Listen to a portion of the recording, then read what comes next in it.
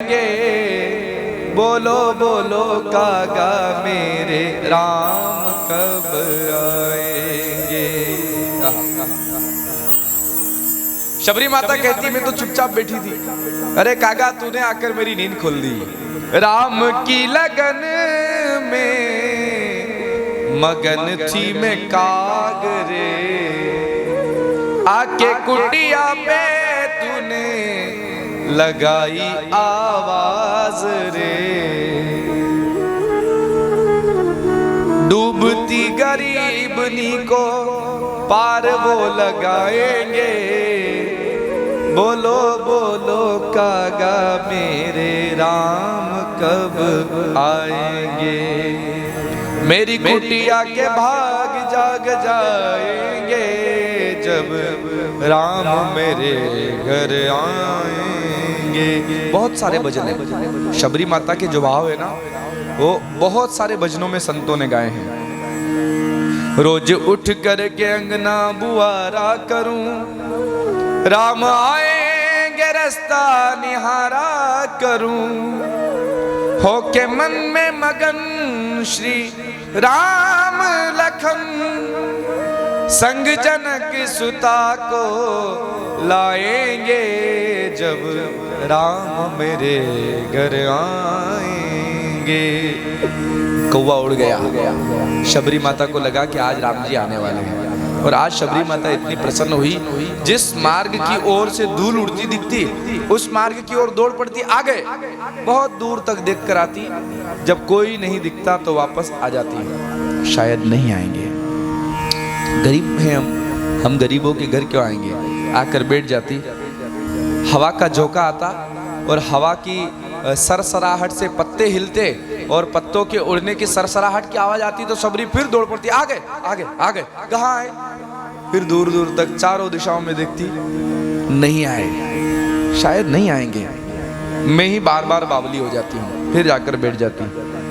बैठती, हवा चलती और दरवाजा कुटिया का टकराता, आगे आगे आगे आगे आगे। कहाँ है कहाँ है? और चारों तरफ देखती, फिर देखती कि नहीं आए। लेकिन ऐसा इंतजार कोई करे तो क्या भगवान आए बिना रह सकते हैं? आखिरकार ठाकुर जी को बड़े बड़े महात्मा लोग बुला रहे थे, महाराज हमारे आश्रम में आओ, हमारे आश्रम में आओ। भगवान किसी के आश्रम में नहीं गए और सीधे भगवान पहुंचे शबरी माता के आश्रम में। शबरी देखी राम गृह आए, मुनि के वचन समुझ जिए भाए। शबरी माता प्रसन्न हो गई कि आ गए। और राम जी को आते देखा तो पहले सोच रही थी कि आएंगे ना तो उनको हृदय से लगा लूंगी, आएंगे ना तो उनके पास जाकर के उनसे लड़ूंगी।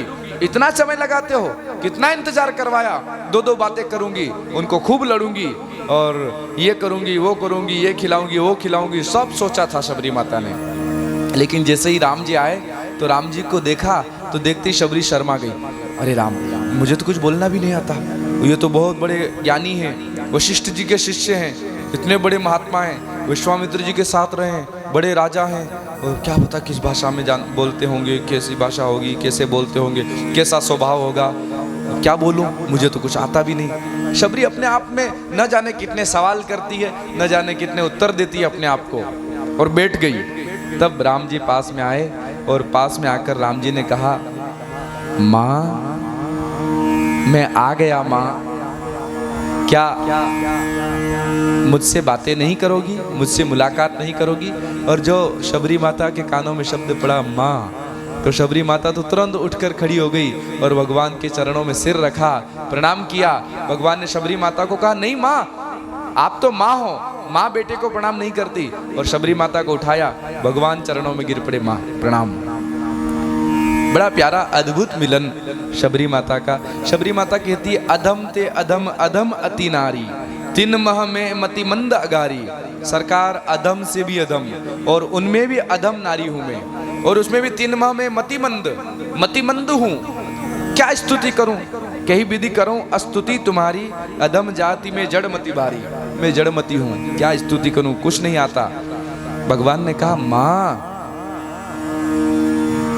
ये सब नहीं चाहिए मुझे, स्तुति ज्ञान ये सब नहीं। फिर भगवान कहते हैं, कह रघुपति सुन भामिनी बाता, मानव एक भक्ति कर नाता।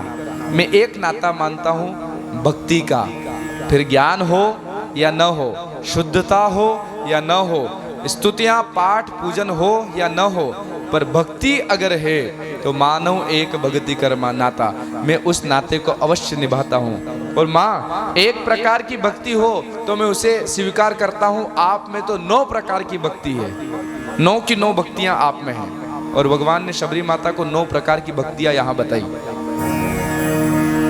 समय कम है पर हम चर्चा कर लेते हैं। प्रथम भगति संतन कर संगा, भगवान शबरी माता से कहते हैं कि पहली भक्ति है संतों का संग करना। दूसर रतिमम कथा प्रसंगा, दूसरी भक्ति है कथा श्रवण करना जो हम लोग कर रहे हैं। गुरुपद पंकज सेवा, तीसरी भक्ति अमान, गुरु की सेवा करना, ये तीसरी भक्ति। और चौथी भक्ति मम गुण गण करई कपट तजिगान, चौथी भक्ति है मेरे गुण गणों का गायन करना, कीर्तन करना, ये चौथी भक्ति है। और मंत्र जाप मम दृढ़ विश्वासा, पंचम भजन सो वेद प्रकाशा। माला हाथ में ली और भगवान नाम का हम जप कर रहे हैं, गुरु नाम का हम जप कर रहे हैं, तो ये 5वीं भक्ति है। हम भक्ति के 5वें पायदान पर हैं, ये 5वीं। छठ दमशील विरति बहु कर्मा, निरत निरंतर सज्जन धर्मा। 6वीं भक्ति सज्जन बनना, बहुत मुश्किल है। दिखने के तो हम सज्जन बन जाते हैं, पर सच में सज्जन बनना बहुत मुश्किल है। सज्जन कौन? जो दूसरों को दुखी नहीं देख सके, दूसरों को दुखी देखकर जो खुद दुखी हो जाए वो सज्जन, दूसरों को सुखी देखकर जो खुद सुखी हो जाए वो सज्जन। आपके किसी मित्र को कार गिफ्ट मिली, इनाम में खुली या उसने खरीदी और आपको उससे